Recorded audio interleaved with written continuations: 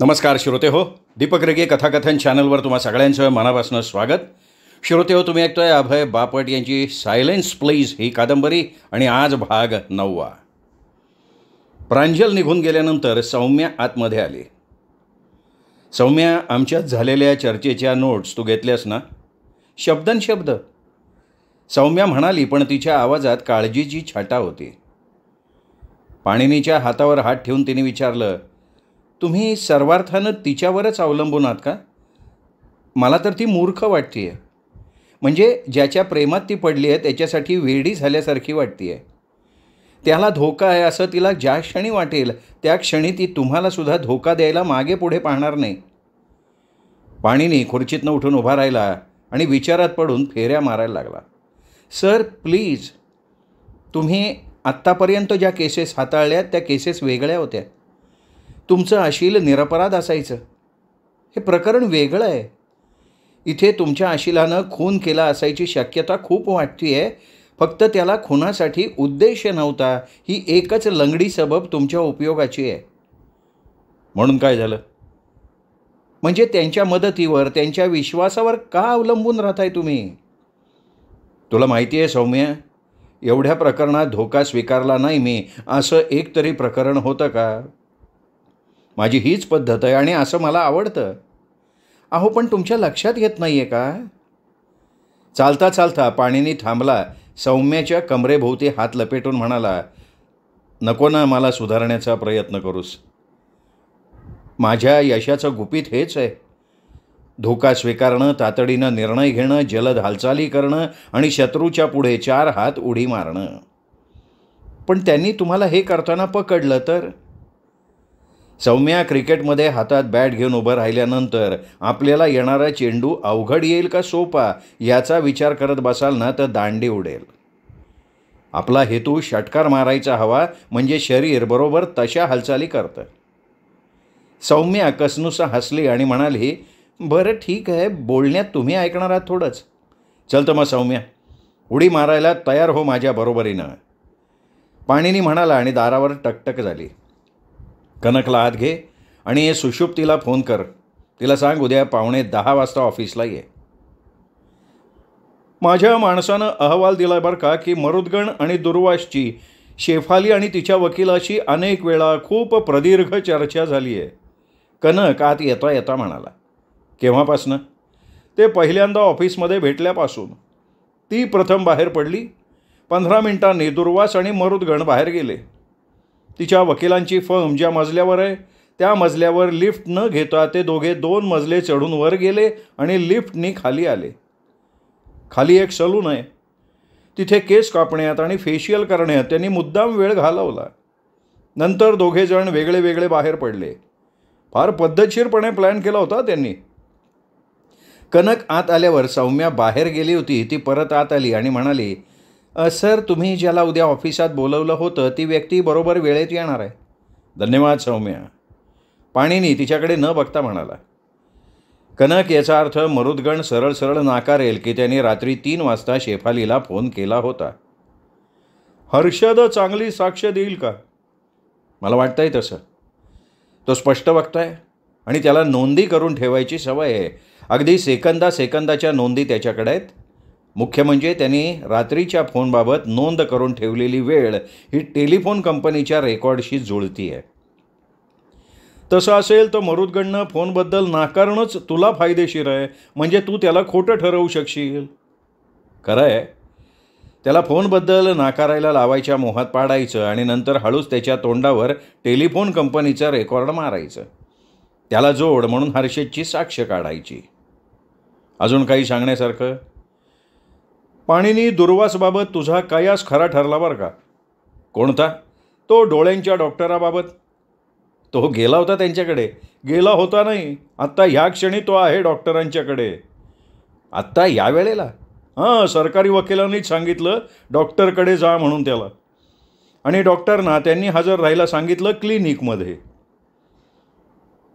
बहुतेक सरकारी वकिलांसमोर त्यांनी चष्मेच्या खालच्या बाजूनं आणि हात लांब करून काहीतरी वाचलं असेल आणि वकिलांच्या लक्षात आलं असेल की असा प्रकार साक्षीदाराच्या पिंजऱ्यात घडला तर त्याची काय अवस्था होईल. बस सध्या एवढंच आहे सांगण्यासारखं. नवीन काही घडलं आणि कळलं तर तुला कळवीनच मी. कनक म्हणाला आणि निघून गेला. कनक गेल्यावर पाणिनीने पुन्हा फेऱ्या मारायला सुरुवात केली. काय घाणेरडं प्रकरण आहे.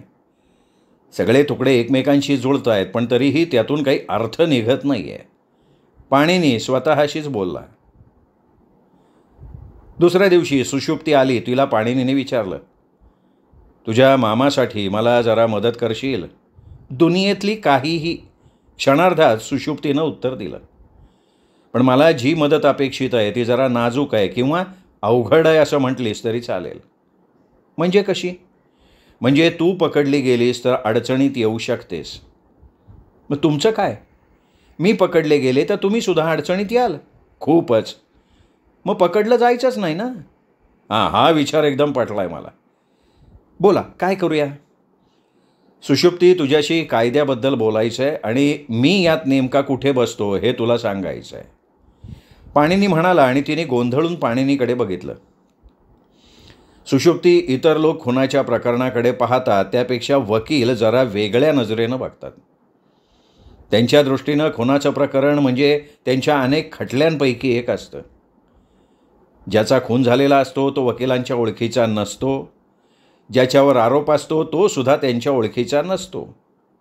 पण त्यामुळेच तो वकील भावनेच्या आहारी न जाता चांगली सेवा देऊ शकतो आपल्या आशिलाला. तिने त्याचे विचार पटल्यासारखे आपली मान हलवली. सरकारी वकील जे प्रश्न तुला विचारतील ते मी तुला आधीच विचारतो. कोणते? तो चाकू किंवा सुरा ज्या जोडीतला होता आणि जो टेबलच्या ड्रॉवरमध्ये असायचा तो तुझ्या नेहमीच्या ओळखीचा होता? अर्थातच. तू स्वतः तो चाकू टेबलाच्या ड्रॉवरमध्ये शेवटचा कधी बघितला होतास? मला नाही. मला वाटतं की मामाच्या उशीखालून मी तो काढून घेतला तेव्हा तिथे ठेवला. मग याबद्दल मी दिलेली जबानी बदलायला पाहिजे का? असेल तर सांगा. तुला हाच प्रश्न सरकारी वकील विचारतील ना तेव्हा हेच उत्तर दे जे खरं उत्तर आहे. म्हणजे खून झाला त्या सकाळी तू त्या ड्रॉवरमध्ये चाकू ठेवलास, तो तू शेवटचा पाहिलास. म्हणजे काल घडलं हे, जेव्हा तू माझा सल्ला घेतलास आणि विहंगाला पटवलंस की त्याने मला वकील म्हणून नेमावं. पाणिनी म्हणाला आणि तिने मान डोलावली. त्यानंतर कधी पाहिलास तू तो चाकू? तुम्ही माझ्याबरोबर असतानाच, मामाच्या उशीखाली. तोच चाकू होता याची खात्री आहे? तिने परत मान डोलावली. मग तसं असेल तर मला विचारायचं होतं ते झालं विचारून. म्हणजे काय? तिने न समजून शंका व्यक्त केली. सरकारी वकील याच पद्धतीनं साक्षीदाराची तपासणी घेतात आणि त्यांच्या मनात असलेली उत्तरं काढून घेतात. मला नाही समजलं तरीही. मामाच्या उशीखाली जो चाकू तुला सापडला तो म्हणजे ड्रॉवरमधला चाकू होता हे तुला माहिती नव्हतं. तुला वाटत होतं की दोन्ही चाकू एकच आहेत. सगळे चाकू दिसताना सारखेच दिसतात. तू ड्रॉवरमध्ये शोधलंस, तिथे तुला चाकू दिसला नाही, म्हणून तू मामाच्या उशीखाली बघितलंस आणि तुला चाकू दिसला. तो चाकू हुबेहूब ड्रॉवरमधल्या चाकूसारखा होता. तू अशी समजूत करून घेतलीस की ड्रॉवरमधला चाकूच उशीखाली होता. म्हणजे दोन्ही चाकू वेगळे होते? नाही, मला माहिती नाही. पण दोन्ही ठिकाणचा चाकू एकच होता आणि त्याच चाकूनं खून झालाय हे सिद्ध करायची जबाबदारी सरकारी वकिलांच्याकडे जाते. मग अशा परिस्थितीत मी म्हणेन की दोन्ही ठिकाणचा चाकू एकच होता याची मला खात्री नव्हती. नाही, तू भले तसं सांगशील ग, पण तुला साक्षीदाराच्या पिंजऱ्यात बोलवण्यापूर्वी सरकारी वकील 5-6 जणांची आधीच साक्ष काढतील. त्यांना विचारतील की तुम्ही शेवटचा कधी पाहिला चाकू त्या ड्रॉवरमध्ये, नंतर कधी तो चाकू दिसला, वगैरे वगैरे. त्यातून अप्रत्यक्षपणे ते दाखवतील की दोन्हीही चाकू एकच आहेत आणि मग सहज विचारल्यासारखं विचारतील, तुमची खात्री आहे ना तो एकच चाकू होता? पाणिनी म्हणाला आणि तिने समजल्यासारखी मान डोलावली, पण डोळ्यातल्या शंकेचे भाव तसेच होते. पाणिनीने तिच्या डोळ्यातली शंका ओळखली आणि म्हणाला, सुषुप्ती, मी तुझ्याशी मोकळेपणानं बोलू शकतो, पण बल्लव आणि इतर साक्षीदारांशी बोललो तर त्याचा अर्थ असा निघेल की मी सरकार पक्षाच्या साक्षीदारांना फितवतोय किंवा गोंधळात टाकतोय. त्यांच्यावर आधीच समज बजावलं गेलं आहे. पटवर्धन, मी जसा जसा विचार करते तेव्हा लक्षात येतो आहे की अगदी अशाच प्रकारचे प्रश्न मला जबानी घेताना विचारले गेले होते. तेच तर मला म्हणायचं होतं ना. मला ना या सगळ्यातला कच्चा दुवा तुला सांगायचा होता. कोणालाच माहिती नाही आहे की दोन्ही ठिकाणचे चाकू हा एकच चाकू होता का वेगवेगळे होते. सगळ्यांना फक्त वाटतंय की चाकू एकच होता. आपल्या म्हणजे बचाव पक्षाच्या दृष्टीनं ही गोष्ट महत्त्वाची ठरणार आहे. सरकारी वकील हेच गृहीत धरून चाललेत आणि त्यांच्या साक्षीदारांना पण ते त्याच दृष्टीनं प्रश्न विचारणार. मग मी जेव्हा उलट तपासणी घ्यायला उभा राहीन तेव्हा मी हे सिद्ध करायचा प्रयत्न करीन की ते दोन चाकू वेगवेगळे होते. पण ते सिद्ध करण्यासाठी मला सरकारी वकिलांनी हे सिद्ध करायला हवं आहे की दोन्ही ठिकाणी सापडलेला चाकू एकच होता म्हणून. पण मग हे कसं करणार तुम्ही? टेबलाच्या कप्प्यात तसाच दुसरा चाकू ठेवून, पाणिनी म्हणाला आणि त्याने तिच्या डोळ्यात निरखून बघितलं. तर मग सुषुप्ती, तुला उद्या तुझ्या टेबलाच्या कप्प्यात हुबेहूब तसाच दुसरा चाकू ठेवलेला दिसेल. तुझ्यापुरता विषय ठेव. आम्हीच व्यवस्था करणार आहोत की वृत्तपत्रापर्यंत ही बातमी जाईल. सरकारी वकील, पोलीस यांना संशय येईल की मीच तो चाकू तिथे ठेवला. मग ते सिद्ध करण्यासाठी सरकारी वकील आकाश पाताळ एक करतील. माझ्यावर खोटा पुरावा पेरल्याचे आरोप करतील.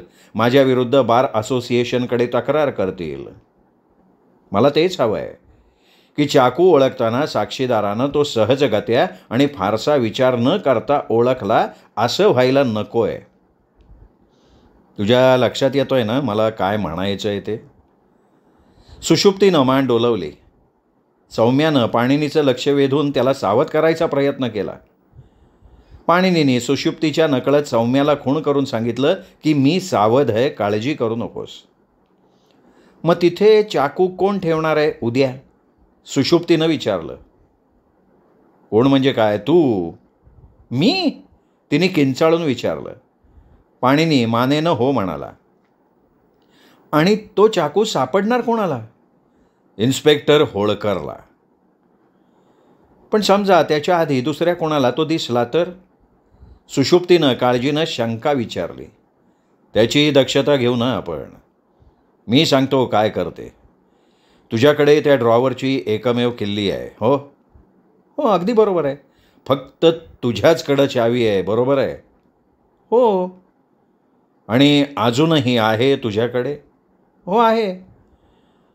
तू इन्स्पेक्टर होळकरला फोन करून सांगायचं की पाणिनी पटवर्धन उद्या तुला म्हणजे सुषुप्तीला भेटायला येणार आहे सकाळी 8 वाजता. तर त्याला घरात घेऊ ना. आणि मी असं विचारलं की तो स्वतः सकाळी येईल. अगदी बरोबर. तो 100% येईल. मला या सर्वात काही त्रास होईल का? जर तू चाकू ठेवताना पकडली गेलीस तर अडचणीत येऊ शकतेस. हे सर्व केल्याचा फायदा विहंग खोपकरला म्हणजे माझ्या मामाला होणार आहे? हो, मला नक्की खात्री आहे. ती हे ऐकून आत्मविश्वासानं उठली. पाणिनी पटवर्धनशी तिने जोरदार हस्तांदोलन केलं. सौम्या, हिला आपल्या लायब्ररीच्या खोलीत बसव जरा. सुषुप्तीच्या चेहऱ्यावरचं प्रश्नचिन्ह बघून तो पुढे म्हणाला, चाकू मिळवण्याच्या प्रयत्नात आम्ही आहोत. तुला ते कळावं असं मला वाटत नाही, कारण जेवढं तुला कमी माहिती होईल तेवढं तुला कमी खोटं बोलावं लागेल. तू लायब्ररीत बस आमच्या. सौम्या तुला वाचायला पुस्तकं देईल. आमचं झालं की मी तुला कळवतो. इन्स्पेक्टर होळकरला फोन करून नक्की कधी सांगायचं आहे? तू ड्रॉवरमध्ये चाकू ठेवलास आणि ड्रॉवरला कुलूप लावलंस की लगेच. पण या सगळ्याला उशीर होईल. ठीक आहे, पण तू सांगू शकतेस की पटवर्धनचा मला फोन आला होता उद्या कधी येऊ हे विचारण्यासाठी आणि थोड्या वेळानं त्याला ते कळवायचं आहे. इन्स्पेक्टर होळकरला त्रास होईल का तुझ्या फोनचा हा विचार मनात आणू नकोस, कारण त्याला मनातनं गुदगुल्या होतील मला अडकवायची संधी मिळते म्हणून. मी जमवीन हे सगळं, ती निश्चयानं म्हणाली. सौम्या तिला घेऊन लायब्ररीत गेली. पाणिनीने आपले दोन्ही हात पॅन्टच्या खिशात घालून फेऱ्या मारायला सुरुवात केली. सौम्या तिला सोडून पुन्हा पाणिनीच्या केबिनमध्ये आली आणि दारावर टकटक झाली. प्रांजल आणि उदितला सौम्यानं आत घेतलं. पाणिनीने दोघांना बसायला सांगितलं. आणलाय ना चाकू? उदितला काही शंका विचारायच्या आहेत. नेमकं तुमच्या मनात काय आहे? प्रांजल म्हणाली. मला फक्त एक प्रयोग करायचा आहे. सरकारी वकिलांच्या म्हणण्यानुसार टेबलच्या ड्रॉवरमधनं जो चाकू घेतला गेला होता त्या चाकूसारखा दुसरा चाकू मला हवा आहे. काय करायचं आहे तो तुम्हाला दुसरा चाकू घेऊन? प्रयोग करायचा आहे. यापेक्षा जास्त काही सांगता येणार नाही येणार. पेंढारकर थोडासा घुटमळला. नंतर खिशातनं रुमाल काढून त्याने हातावर गुंडाळला, पण जरा मनाच्या विरुद्धच त्यांनी आपल्या जवळच्या कागदात गुंडाळलेला चाकू बाहेर काढला आणि पटवर्धनांच्याकडे दिला. अरे वा, हा तो अगदी हुबेहूब आहे. पटवर्धन चाकू हातात घेत आनंदानं उद्गारला आणि चाकू त्याने आपल्या टेबलवर ठेवला. मला जेव्हा कळलं ना की या प्रकरणात चाकूला फार महत्त्व राहणार आहे आणि प्रांजलला समन्स निघू शकेल, तेव्हा मी चाकूच्या सेटमधल्या काट्यावरनं उत्पादन करणाऱ्या कंपनीचा प्रॉडक्ट कोड किती आहे तो पाहून ठेवलेला होता. आणि मग तू त्या सेटची ऑर्डर दिली. नाही, ऑर्डर नाही द्यावी लागली. माझ्या हार्डवेअरच्या दुकानात असे सेट आहेतच. मी त्यातलाच पूर्वी विहंग खोपकरला विकलेला होता. अच्छा, किती दिवसांपूर्वी तू विकला होतास तो? साधारण 2-3 महिन्यांपूर्वी. खूप खूप आभार तुम्हा दोघांचे. विहंग खोपकरपर्यंत मी नक्की पोचवीन, तुम्ही त्याच्यासाठी एवढं सहकार्य केलंय ते. पाणिनीने उठून दोघांशी हस्तांदोलन केलं आणि आणखीन आपलं काही काम नाही असंही सूचित केलं. तुम्हाला खात्री आहे ना पटवर्धन की उदितला यात काही त्रास होणार नाही? पाणिनी हसला आणि म्हणाला, त्रास होणं ही तुलनात्मक संज्ञा आहे, त्याला फारसं महत्त्व नाही. पाणिनीने उदितच्या खांद्यावर थोपटलं आणि त्याला टेबलापासून लांब दारापाशी घेऊन गेला. काळजी करू नकोस रे. शेवटी ग्राहक म्हणून मी तुझ्या दुकानात येऊन हा सेट विकत घेतला असता तर. त्यात फरक आहे ना पटवर्धन, तुम्ही आत्ता माझ्या दुकानात नाही आलेलं आहे. उदित पटवर्धनच्या म्हणण्याशी असहमती दर्शवत तो म्हणाला. तुला मी तसं करायला हवा असेल तर जा आणि उघड तुझं दुकान. मी येतो आणि हाच सेट खरेदी करतो. पाणिनी हसून म्हणाला आणि त्याने लवकर बाहेर जावं म्हणून दार उघडलं. मनाविरुद्ध उदित प्रांजलला घेऊन बाहेर पडला. आता पुढे काय? ते दोघं गेल्याची खात्री करत सौम्याने विचारलं. लिंबू आण. काय? सौम्यानं आठ्या पाडून विचारलं. हां, आपल्या पेंट्राईमध्ये लिंबू असेल ना ते आण. या चाकूनं आपण ते कापू. थोडा रस त्या पात्यावर काही काळ राहू देऊ, म्हणजे चाकूचा नवेपणा दिसणार नाही. मग आपण चाकूवरचे आपल्या सगळ्यांचे ठसे पुसून टाकू आणि तो चाकू सुषुप्तीकडे देऊ. ती सुद्धा काळजी घेईल की तिचे ठसे ती कुठेही उमटू देणार नाही. मग इन्स्पेक्टर होळकरला जेव्हा तो चाकू ड्रॉवरमध्ये दिसेल तेव्हा तो लगेचच त्याच्यावर ठसे मिळतात का ते बघायला लागेल. अर्थातच. पण मग त्याला कोणाचे ठसे मिळणारच नाहीत. हेही बरोबर आहे. मग या गोष्टीचा त्याला संशय नाही येणार का बरं? चाकू वापरातला असल्यामुळे त्याच्यावर कोणाचे तरी ठसे हवेत ना. कोर्टात न्यायाधीशांसमोर अभिवादन करताना वकील जसे वागतात तसा पाणिनी नाटकीपणानं वाकून सौम्याला म्हणाला, माय डार्लिंग, सरकारी वकिलांची स्थिती कशी होईल याचा आत्ता तुला बरोबर अंदाज यायला लागलाय. मला माझ्या प्रश्नाचं उत्तर नाही मिळालं. लक्षात घे सौम्या, विहंगच्या उशीखाली सापडलेल्या चाकूच्या मुठीवर दृश्य स्वरूपातले कुठलेही ठसे नव्हते. तेवढ्यात फोनची रिंग जोरात वाजली. सौम्या बोलायला लागली. थोडा वेळ ऐकून घेतल्यानंतर पाणिनीला उद्देशून म्हणाली, तुरुंगातल्या माणसाचा फोन आहे. तो म्हणतोय विहंग खोपकरला काही कागदपत्र पाठवली गेली आहेत आणि त्याला तुम्हाला ताबडतोब भेटायचे. अरे बापरे, त्याला म्हणावं मी लगेच येतोय. टेबलवर उदितनं दिलेला चाकू पातं वर करून ठेवत पाणिनी म्हणाला, मी विहंगला भेटायला जाईपर्यंत लायब्ररीत बसलेल्या सुषुप्तीला इकडे आण आणि तिला सगळं समजावून सांग. सौम्या तिला घेऊन येईपर्यंत पाणिनी चाकू आपल्या रुमालानं पुसून स्वच्छ करायला लागला. सुषुप्ती आली आणि चाकू पाहिल्यावर म्हणाली, अरे हा तोच चाकू आहे. दोनपैकी कुठल्या चाकूवर विशिष्ट अशी खूण नाही आहे. बरं आता काय करायचं मी या चाकूचं? उदितनं ज्या कागदात तो घालून आणला होता त्याच कागदात पाण्यानं तो गुंडाळून ठेवला आणि तिच्याकडे देऊन म्हणाला, हे बघ याच्यावरचे सगळे ठसे मी पुसलेत आता. तुझे किंवा इतर कोणाचे ठसे पुन्हा उमटणार नाहीत याची तू काळजी घे. त्याच ड्रॉवरमध्ये हा ठेव आणि इन्स्पेक्टर होळकरला फोन करून सांग की पटवर्धन सकाळी 8 वाजता येणार आहे. आणि खरोखर मी बरोबर 8 वाजता येणारच आहे. आणि मी ड्रॉवरला कुलूप लावायचं ना? कुलूप लावायचं आणि कोणालाही कळू द्यायचं नाही की चाकू आत ठेवला आहेस. तिने पाणिनीकडनं कागदाचं पार्सल घेतलं. सुषुप्ती, तुला का वाटलं की मामा तुला ठार मारणार आहे? पाणिनीने अचानक पण सहज बोलतोय असं भासून विचारलं आणि तिला या प्रश्नानं अचानक पोटात ठोसा मारल्याची भावना झाली. अहो काय बोलताय तुम्ही हे? तुला नीट समजलंय मला काय म्हणायचं आहे ते. मामा झोपेत चालतो ही तुला महिन्याभरापासून लक्षात आलेली गोष्ट. तुला वाटत होतं की तो तुला मारणार आहे. नाही नाही, अजिबात नाही तसं. धादांत खोटं आहे ते. तर मग तू तुझ्या बेडरूमला आतून मोठं लॅच का बसवून घेतलंस? पाणिनीने विचारलं आणि तिने एकदम आवंढाच गिळला.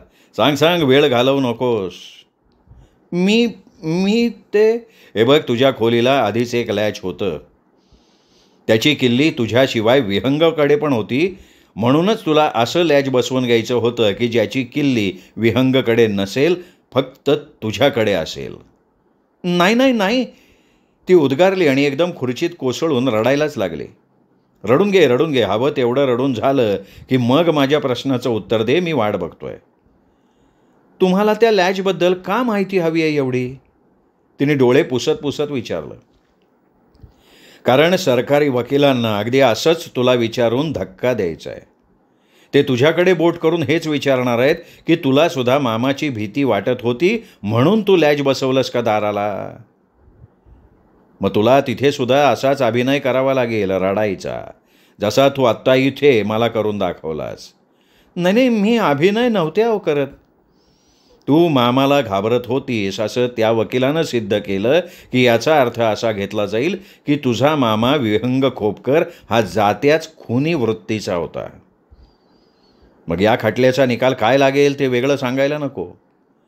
अहो पण ते कारण नाहीच आहे ना मुळी. मग कारण काय आहे? हर्षदनी आणि मी महिन्याभरापूर्वी लग्न केलंय, अगदी गुप्तपणे. देवा, वाचलो रे बाबा, पाणिनी उद्गारला. म्हणजे? अगं म्हणजे मामाच्या भीतीनं लॅच लावून घेणं या गोष्टीचा होऊ शकणारा वाईट परिणाम टाळला ना. अगं पण मग तुम्ही जाहीरपणे का नाही केलं लग्न? आम्हाला ते विहंगला कळू द्यायचं नव्हतं. कारण काय पण? तो एकदम टोकाला जातो. हट्टी आणि कोपिष्ट स्वभाव आहे त्याचा. अगं पण त्याला हर्षद पसंत आहे असं तू म्हणाली होतीस ना. मामाचं लग्न व्हायच्या आधी मी त्याला सोडून हर्षदच्या घरी जाणार हा विचार त्याच्या मनात येऊ नये असं माझं मत होतं. शिवाय मला हर्षदला ताटकळत ठेवायचं नाही आहे. अहो तो किती चिकणा आहे, अनेक पोरी मारतात त्याच्यावर. तिने प्रामाणिकपणे सांगितलं. पाणीने हसला. मी जेव्हा ते लॅच बघितलं तेव्हा त्यामागे असं रोमॅन्टिक कारण असेल असं वाटलं नाही बरं का मला. काहीतरी भयानक असेल असं वाटलं आणि सरकारी वकील तुला फाडून खातील अशी मला भीती वाटली. मी आता असं समजतो की त्या लॅचची किल्ली तू आणि तुझा नवरा दोघांशिवाय कोणाकडेही नाही. मला एकच नवरा असल्यामुळे तेवढी एकच किल्ली आहे. तुझ्या विश्वासातल्या कोणाला अजून लग्नाबद्दल माहिती असायची शक्यता? नाही, कोणालाही नाही. बरं आहे, मग घेऊन जातो चाकू आणि ड्रॉवरमध्ये ठेवून दे कुलपात. सरकारी वकील जर उलट तपासणीत विचारायला लागले त्या लॅचबद्दल तर इथे माझ्यासमोर जशी भावना प्रधान होऊन रडलीस ना तसंच कोर्टात पण कर. आणि तुझ्या आणि हर्षदच्या लग्नाबद्दल बोलताना हसायचं, रडायचं आणि रोमॅन्टिक होऊन लाजायचं हे सुद्धा लक्षात ठेव. पाणीनी तिला म्हणाला आणि सौम्याला सांगून तुरुंगात जायला निघाला.